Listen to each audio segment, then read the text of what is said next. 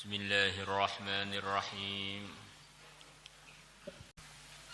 Wa an Abi Sa'id al-Khudri radhiyallahu anhu anna an-nabiyya bahwasanya Nabi sallallahu alaihi wasallam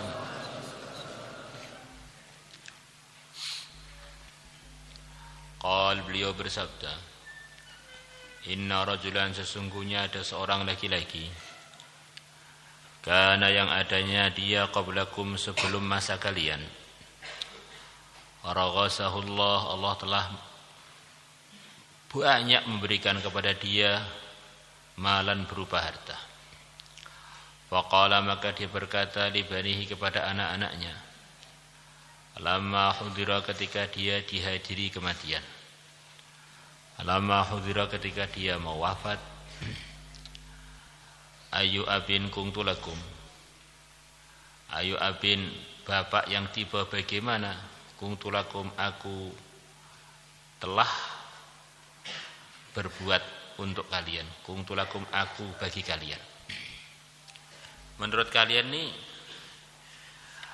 saya ini bapak kalian yang tipe apa untuk kalian ini? Saya sekarang sudah wafat, mau wafat. Sebelum ini sampai sekarang ini, menurut kalian bapak kalian itu kepada kalian tipe bapak yang bagaimana? Qalu, anak-anaknya yang ditanya mengatakan, khairu abin, engkau adalah sebaik-baiknya ayah. Untuk anak-anaknya sebaik-baiknya anak, sebaik-baiknya ayah. Perasaan anak-anaknya, mungkin anaknya banyak diberi macam-macam kemudahan, fasilitas oleh ayahnya. Di ayahnya sendiri tidak merasa begitu itu. Qal, ayahnya mengatakan, fa inni, maka sungguhnya aku, lam a'mal khairan qattu, aku tidak pernah berbuat kebaikan sama sekali. Di perasaan ayahnya, sama sekali belum pernah berbuat kebaikan. Fa idza mitu, maka kalau aku telah mati, fahrikuni, maka bakarlah oleh kalian aku. Tsumashakuni, kemudian hancurkanlah aku sampai seperti debu. Saat terus dihancurkan, enggak tahu ditumbuk apa digiling atau bagaimana, yang penting dihancur. Hancurkanlah badanku yang selepas dibakar itu. Dihancur sampai seperti tepung. Tsumashakuni, kemudian jadikanlah kalian aku menjadi seperti tepung. Tsumadzarruni, kemudian tebar-tebankanlah diriku yang sudah menjadi tepung. Yaumin asifin, di hari asifin, yang anginnya kencang. Ketika hari ada angin, itu badanku yang sudah jadi debu itu kamu tebar-tebarkan, biar mocar macir, biar berterbaran ke mana-mana. Fa'alu, maka putra-putranya mengerjakan pesannya ayahnya. Fajama'ahullah, maka Allah mengumpulkan badannya orang tadi lagi. Faqal, maka Allah berfirman, ma hamalaka, perkara apakah yang mendorong kamu berbuat hal tersebut, yang hal tadi tidak benar. Badan kita ini titipan dari Allah, kita enggak boleh tasarruf berbuat pada badan kita kecuali dengan hal-hal yang diridhai Allah, termasuk membakar jasad kita, nyuruh jadikan tepung, buang-buang, itu bukan hak kita. Di badan kita ini amanah dari Allah, kita ini hambanya Allah, enggak pernah punya modal untuk buat badan kita ini. Maka adabnya seorang hamba kepada Tuhannya, setiap menggunakan apapun dari tubuh dia harus izin dulu kepada Allah.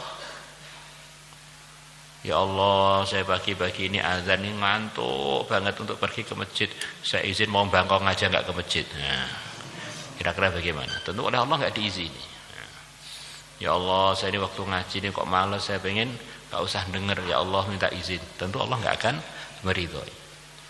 Jadi kita rasakan diri kita ini enggak punya apa-apa. Mulai ujung kuku sampai ujung rambut itu miliknya Allah, yang dititipkan kepada kita untuk dikelola sesuai dengan ridhonya Allah. Maka kalau dalam diri kita itu ada keyakinan begitu itu, insya Allah semua anak terangkil pagi waktu wiritan nggak ada yang berani tidur. Karena masih banyak waktu lain untuk tidur, masih banyak. Nah, waktu zikir malah dengkur. Nah, nggak berani terlambat jamaah, nggak berani berbuat yang tidak disertai alasan yang bisa diterima secara agama. Ini penting, kan? Maka kata Sayyidina Umar, ingat Allah itu obat, ingat makhluk itu penyakit. Di orang itu sebabnya macam-macam kesalahan itu yang diingat makhluk, termasuk dirinya itu makhluk itu. Lupa bahwa dia ini milik Allah, dia ini diberi tanggung jawab oleh Allah, diberi tugas. Maka karena orang ini berbuat tadi ada pertimbangannya, yaitu pertimbangan biar dia ini selamat dari murkanya Allah, oleh Allah dimaafkan. Jadi orang itu kalau pertimbangan apa yang dia buat karena takut kepada Allah, salah-salahnya itu harapannya dimaafkan. Seperti orang ini telah berbuat hal yang salah, nyuruh anaknya bakar dirinya salah, dijadikan seperti tepung salah, dibuang-buang badannya salah banget. Tapi dia buat begitu itu harapannya dia selamat dari murkanya Allah, maka akhirnya dimaafkan oleh Allah. Nah.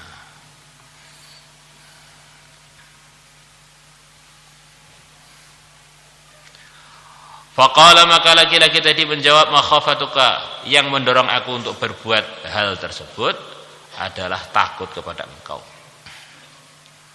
Fatalaqahu, maka Allah menyambut laki-laki itu. Selepas laki-laki itu menjawab bahwa yang mendorong dia untuk berbuat itu semua adalah takut Allah, birahmatihi, dengan sayangnya. Oh, ini perlu, hamba ini perlu saya sayang. Rawahul Bukhari wa Muslim, Imam Bukhari dan Muslim telah meriwayatkannya. Ini kan nasihat, namanya nasihat itu kan untuk kita semua. Kita ulang lagi yang telah kita sering sampaikan, bahwa kita itu sebenarnya ketika kita sendirian itu, kalau kita waktu ngaji itu bisa saja kamuflase atau kamuflase, bisa saja itu sandiwara, drama, ludruk. Seperti soleh, solehah, ya lumayan lah, berarti ini masih normal, punya malu. Sudah nakal, di depan umum nakal lagi, itu sudah parah banget lah ya. Tetapi sebetulnya kita ini ya ketika kita bersepi-sepi itulah kita. Kalau pas ada temannya sholatnya Masya Allah seperti wali-wali itu seperti kalah khusyuk. Tapi begitu nggak ada orang, sholatnya bentuknya nggak jelas. Brak. Nah, jadi kita ini mau dihisab tuh sendirian loh. Sakaratul maut tuh sendirian loh. Masuk kuburan kemudian ditanya mungkar dan nakir itu sendirian. Maka kita ini harus ada waktu untuk muhasabah. Saya ini sebetulnya siapa sih? Orang yang sudah beriman sebenarnya, atau hanya pura-pura, hanya basa-basi, hanya karena makhluk saja?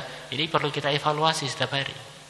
Karena akan ada waktu kita ini mesti bertanggung jawab sendirian di hadapan Allah.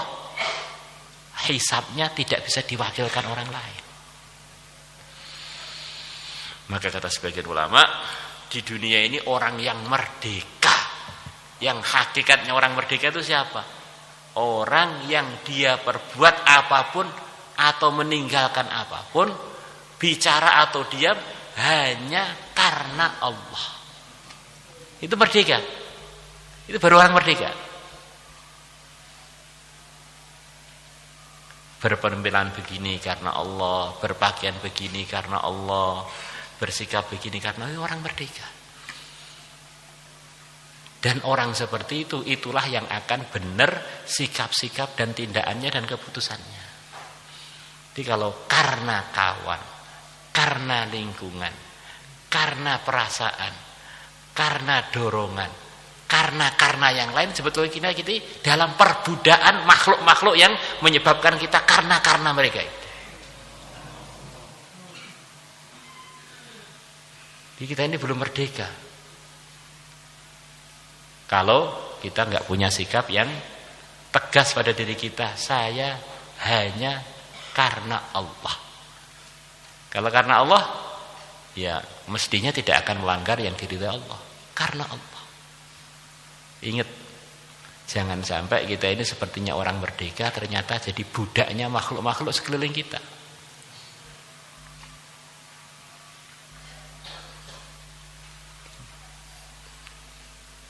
Ya kalau karena Allah nanti kalau seenaknya sendiri bagaimana Pak? Orang bisa seenaknya sendiri itu karena enggak karena Allah. Kalau karena Allah itu seperti para anbiya, orang terdisiplin enggak ada kelirunya sama sekali. Karena semuanya terkontrol, gunakan tangan terkontrol, gunakan mulut terkontrol, gunakan mata terkontrol, gunakan sarung terkontrol. Semuanya sudah terkontrol.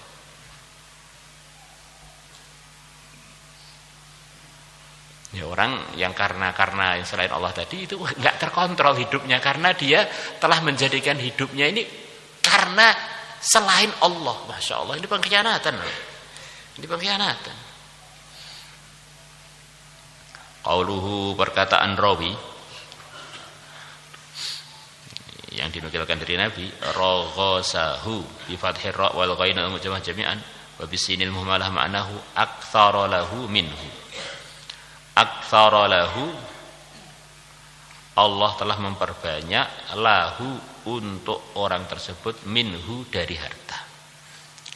Wa baraka, dan telah berikan keberkahan lahu untuk orang tersebut fihi, di dalam harta. Itu kalau dikembalikan kepada hadis di atas. Kalau makna umumnya raghasahu, seseorang telah memberikan kepada dia pemberian yang banyak.